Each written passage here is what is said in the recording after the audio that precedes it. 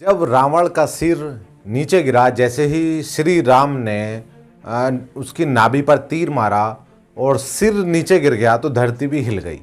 और धरती भी हिल गई, सभी लोग इकट्ठा हुए उसके पास आकर कि रावण का अंत हो चुका है। जैसे ही श्री राम और लक्ष्मण उसके पास आए तो श्री राम जी ने कहा, अपने शत्रु से श्री राम जी ने सीखने के लिए बोला लक्ष्मण जी से। उन्होंने कहा कि ये रावण का अंतिम समय है और इससे हमें कुछ सीखना चाहिए, और ये हमें वो सीख दे सकता है जो हमें कहीं भी नहीं मिल सकती है। उन्होंने लक्ष्मण जी से कहा और कहा कि कुछ सीख कर आइए रावण से।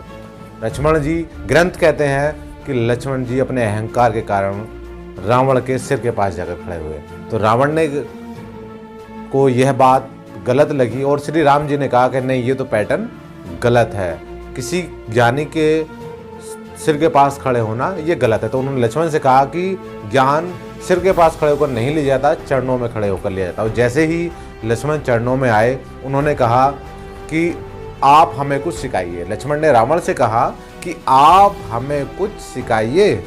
तो रावण ने कहा कि मैं आपको क्या सिखा सकता हूँ, बस तू मेरे एक सवाल का जवाब दे दे। लक्ष्मण ने कहा कि हाँ पूछो कि मैं आपके किस सवाल का जवाब दे सकता हूँ। उस रावण ने कहा कि मैं ब्राह्मण तुम क्षत्रिय, मैं ब्राह्मण तुम क्षत्रिय, मेरी सेना तुमसे बड़ी, मेरी सेना जो है वो तुमसे बड़ी है, चारों वेदों का मैं ज्ञाता हूँ, पुराण का मुझे पूरा ज्ञान है, एक से एक बढ़कर मेरे पास योद्धा है, मैंने काल को बांध रखा है, मेरा बेटा इंद्रजीत इंद्र को बंदी बनाकर ले आया था, मेरे पास सोने की लंका है और मुझे मेरे ही क्षेत्र में हारा पाना ये कैसे पॉसिबल हुआ।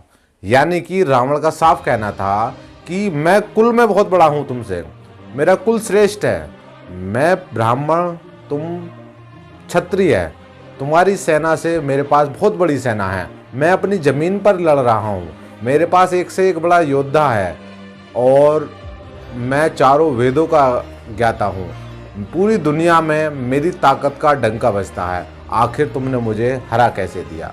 तो लक्ष्मण बोला कि ये इसका जवाब मैं नहीं दे सकता। तो रावण ने कहा कि यही बात मैं तुम्हें सिखाना चाहता हूँ, क्योंकि मैं एक ऐसी जगह गिर गया जहाँ से उठ पाना बहुत मुश्किल है, यानी कि तुम चरित्रवान और मैं चरित्रहीन, बस इतनी ही बात मैं तुम्हें सिखाना चाहता हूँ। तो इस के माध्यम से हम भी यह सीख सकते हैं कि हमें भी ये गलती कभी नहीं करनी जहाँ से हम उठ ही ना पाएँ, जहाँ पे जाने के बाद में हम इतना नीचे गिर जाएं कि वहाँ से उठ पाना असंभव हो। तो इसके माध्यम से हमें ये सीख सकते हैं। और रावण का जो अंत हुआ है वो चरित्रहीनता के कारण हुआ है।